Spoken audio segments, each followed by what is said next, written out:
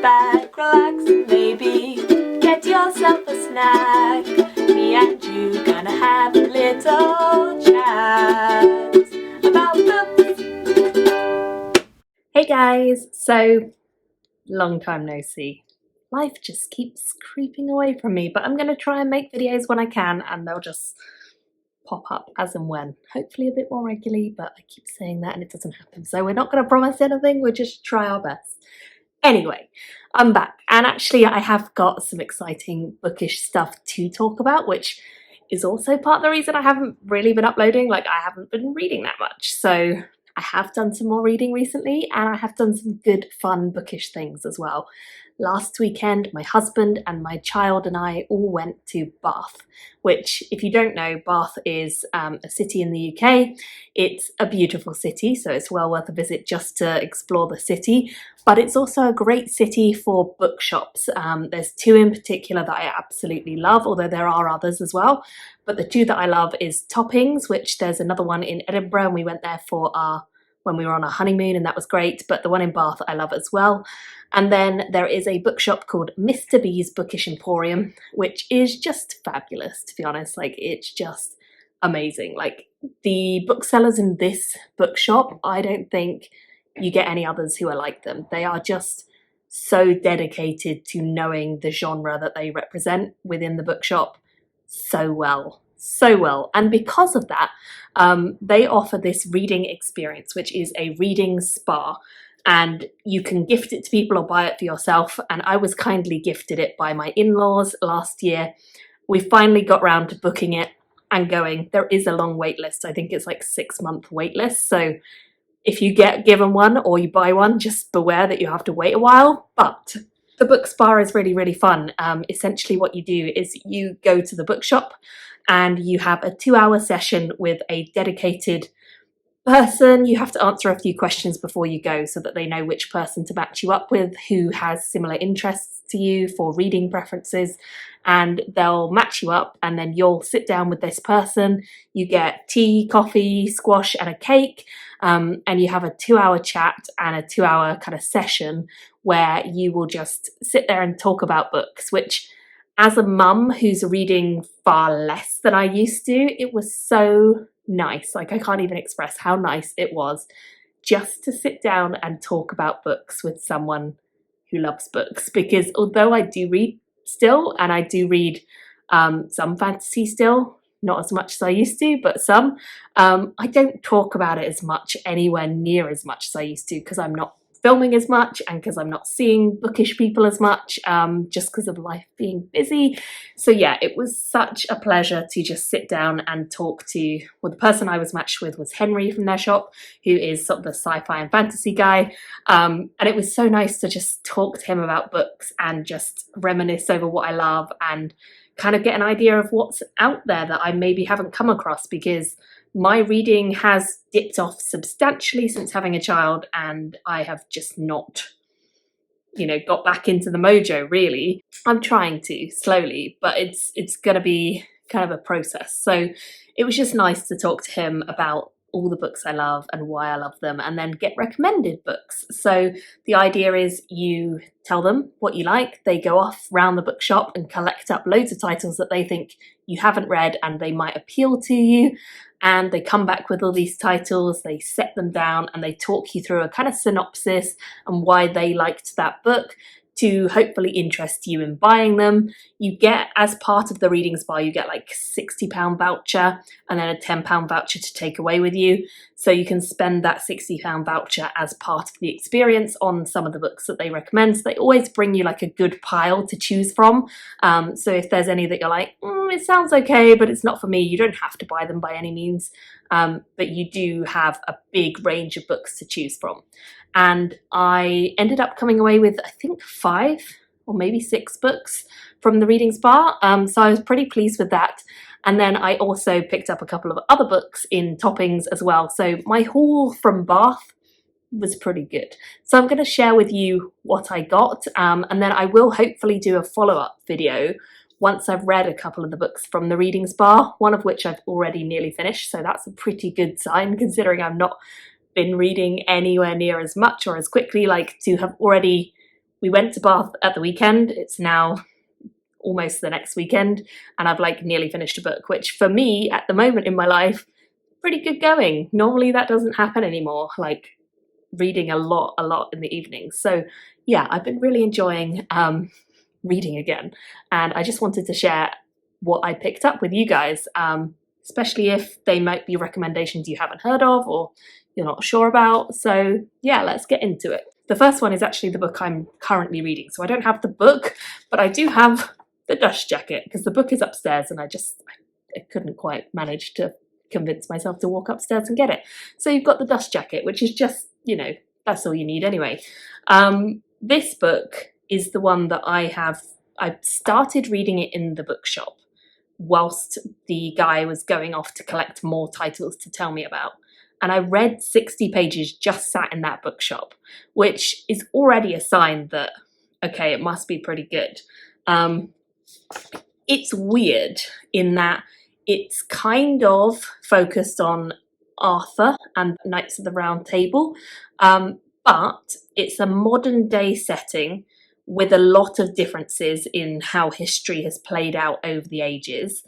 And the modern day setting that we're in, the idea is that the Knights of the Round Table and Merlin all kind of banded together at some point to make a pact or make a special spell that they were going to be able to come back and return to the realm in times of peril, perilous times, as the title says. And essentially they have basically been underground for hundreds or thousands of years, and they just get called up to Earth, like they just sort of appear whenever there's a real perilous time. So world wars, or in this instance, where we pick up the book, it's like this massive climate disaster the world over. Now, this book's interesting because it does have hints at the real world UK, and it draws on places that you might have heard of and history you might have heard of, but equally it mashes it together with history that's from different points of time. So there's Saxons who are still in this world, and there's people who are called Nazis even though the war's are over, and the mashup of loads of different parts of history in very unusual, odd ways is kind of weird at first. It took me a little bit to wrap my head around quite how this world has developed and come to be. But realistically, the characters are the interesting bit, and we're following two main characters really, three maybe. So we're following Kay. Kay is the brother of Arthur, so he is one of the knights, and he gets resurrected every couple of 100 years, and he kind of appears at the same moment as this big dragon who appears, and this woman is trying to blow up a fracking facility, and she does do that, but at the same time the dragon appears, everything's a bit chaotic, and he ends up rescuing her, and that woman is Mariam. And so Kay and Mariam are our kind of two main characters. Mariam is in this environmentalist kind of feminist group. They are really concerned about saving the world in slightly divided ways at the moment. They're having a few difficulties figuring out how to go about it in the best way. Well, she is initially quite skeptical of this character that she meets, but then she's excited to introduce him to the group in the hope that maybe he can help them with their big perilous time that they're going through. And then we also do have Lancelot as a character who comes in, but he's not probably quite as major as the other two. It's definitely weird. It's very easy reading, very easy to get into, but it's a weird mashup of history. It's bizarre, but it's a good odd. I think it's a good odd. Anyway, so far it's going well. And I'm over halfway through. I should hopefully finish it next week because we've got a very busy weekend. So yeah, next week I think I will finish it. So I'll let you guys hopefully know what I think of it in the end. But so far, it's going well. The next one that I was recommended is one that I have seen before on Instagram and in bookshops, but it's just come out fairly recently. It is Rebecca Yarros's Fourth Wing. It sounds pretty, I don't know, it's blurbed on the front by Jennifer L. Armentrout, and she says, brutal games, grumpy dragons, and sizzling sexual tension. And then the bookseller said it was kind of blurbed as like the next Hunger Games, which is the most generic kind of dystopian thing ever. But basically, it's supposed to be a very quick, easy story with dragons, which obviously I like. We're following a 20-year-old called Violet Sorengale, and it's her story about trying to become a dragon rider. So I like that concept. Obviously, dragons are one of my favourite things, and I want, at this stage in my life where I don't have as much time to read, I don't want to be spending ages and ages really crawling through books. So I wanted something very pacey, and that's what I said to the sellers, and they said, this is the one. Like, if you want something that's going to grip you and it's just going to entertain you and keep you excited. It's nothing groundbreaking, nothing revolutionary, but it will keep you excited and entertained. And I was like, sign me up. Sure thing, I'll give it a go. So hopefully this is a good one. As I say, I think it recently came out, so yeah, let me know if you've read it. The next one I was recommended is a sci-fi one, but apparently it's not a hugely heavy sci-fi. It's Miles Cameron's Artifact Space, and I specifically said when I was saying, like, I do read sci-fi, but generally it's not heavy sci-fi. I wanted something that was a bit more space opera, a bit more like they just happen to be in space, that kind of thing. And this apparently is that, so I'm quite excited to give this a go. I've read Miles Cameron's other series, the Red Knight series, and I really enjoyed that. So yeah, I'm excited to give his science fiction a go. It's a relatively chunky book for an SF one, like nearly 600 pages, but hopefully I will enjoy it. It's about this fleet of great ships who are all traveling together, and they're supposed to be completely impenetrable, like nothing can hurt them. And then of course, one of them gets hurt, and so people on the others have to try and figure out what and why and how all of this has happened. You can kind of see the ship on the front. It is shaped like a greatsword, and it's, yeah, the great ships. So obviously he is still drawing heavily on like his fantastical side as well, with this series, which sounds pretty good. This is the next one I got from the Bath Book Spa. This is The Surviving Sky by Critica H. Rowe, or Rao. This one sounded very intriguing. The booksellers told me it was a mashup of sci-fi and fantasy in one. So we are following a world where there are architects and archaeologists, and the architects are able to kind of use magiciness to create new worlds and new cities, and they look, you know, like this amazing kind of cities, basically. And very few of the population are architects, and they are very privileged because of what they can do and what they can achieve. And then we're also following the other kind of faction, if you will, on this planet, which is the archaeologists, who are much more about trying to figure out why the powers that the architects have and employ cannot be used for better on Earth, rather than creating these amazing floating worlds. So we're following a couple. One of them is an archaeologist and one is an architect. God, it's really hard to say both of those words back to back. One's an archaeologist and one is an architect, and they are a married couple. Peculiar that they are, because apparently they have quite opposing views, so it's got a lot of tension. But it sounds like they have some really cool magic stuff going on here, and there is science, but it's like interwoven with magic. Sounds like my kind of thing. I do like a blend of science fiction and fantasy together, so I'm excited to give it a go. We'll see. It says the marriage is thorny and fraught, yet when a jungle expedition goes wrong, jeopardizing their careers, they have to work together to save their reputation. But the city begins to plummet, and the discoveries that they have threaten not only their marriage, but the entire civilization. Then the final one that I picked up, so I guess it was 5 that I got in the end, from the Bath Spa, was The Story of Silence. This one is a tale about a non-binary knight finding the courage to be who they are. And this is a rewrite of an old traditional story, well, an old kind of lost story that was found on some paper up in, I think they said it was like in the attic of a Nottingham dwelling. They found this written down story about this knight, and the kind of way it was written was very different to the traditional retellings and stories of the time. So it was quite groundbreaking in some ways. And this author, Alex Myers, basically has come to that story, read that story, and thought, wow, I can rewrite this in my own way. And that's what we have with this book, The Story of Silence.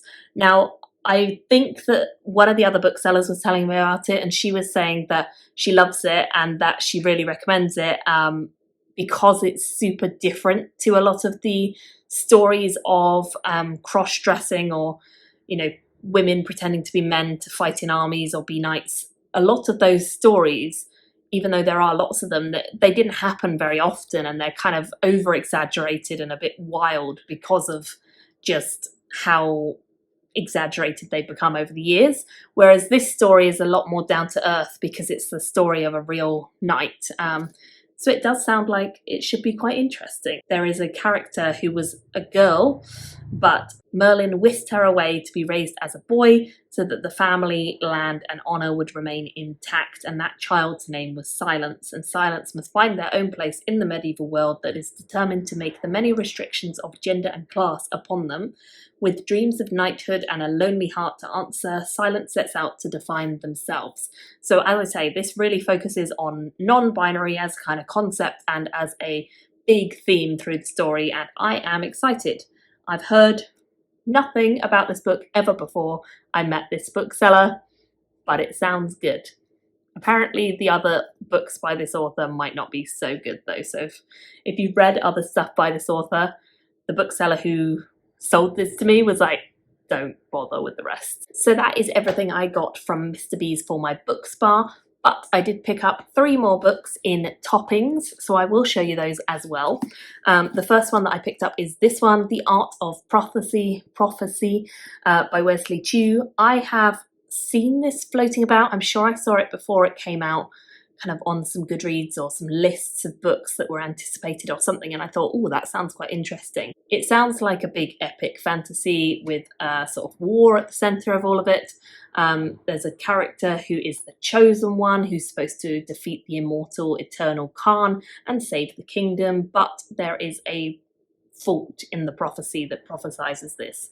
So we are following a character called Jian, who is supposed to be this amazing character who's going to fulfill this prophecy, but doesn't sound like he will necessarily do that alone, and there's a new band of heroes who are coming along to hopefully help or move along that actual prophecy. It sounds like it's a kind of blend of like some retellings of classic older fiction with new fantasy modern twists, so I'm pretty down for that. The next one I picked up is this one, The Library of the Unwritten by A.J. Hackworth. This one I found on the shelf, I'd never heard of it, and it just seemed interesting to me. So it says, it's actually got a couple of really good quotes on the back from like Sean Ann Maguire and Jodie Taylor. So Sean Ann Maguire's quote is, "It's like The Good Place meets Law and Order, Bibliophile Crime Unit. This book is so much fun," which is probably a better way than me describing it. And then Jodie Taylor says, "The most intriguing story I've read in a long time. I shall never again turn my back on an unfinished book." So, I mean, both of those things sound pretty cool. It focuses on a library, and I love books set in or about libraries. And it's about a character who is called Claire, who is kind of like the head librarian. She organises and helps the books, but she also has to keep an eye on restless stories whose characters risk materialising and escaping the library. And when one does, and goes in search of his author, she must track and capture him with the help of her former muse and current assistant Brevity and a nervous demon courier called Leto.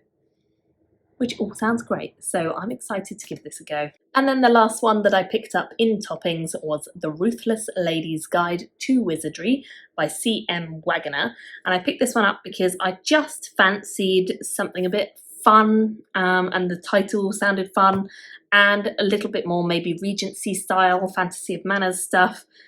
This one says, Delaria Wells is a petty con artist, occasional thief, and partly educated fire witch. And she's behind on her rent. To make ends meet, she talks her way into a guard job in the city of Lay's Court, joining a team of unconventional women to protect an aristocrat from unseen assassins. So it definitely sounds like a weird mixture of like fun, light-hearted urban fantasy with a bit of fantasy manners, rom-com stuff thrown in, which I'm definitely up for. And I just wanted a light-hearted, easy read that I could just enjoy. So hopefully this will be that. So that is everything that I picked up for myself from Bath. I did also pick up quite a lot of other books for my small child whilst we were in Bath. So I might do a video talking about those as well, if you're interested. There's some really nice ones. So yeah, let me know if you've read any of these, or if you would be interested in doing the book spa or visiting Bath in general to have a look at the bookshops and talk to all the amazing booksellers. Thank you all so much for watching, and I'll see you in another video soon. Bye! Thank you for watching my video today. Go pick up a book, then come back and chat with me again.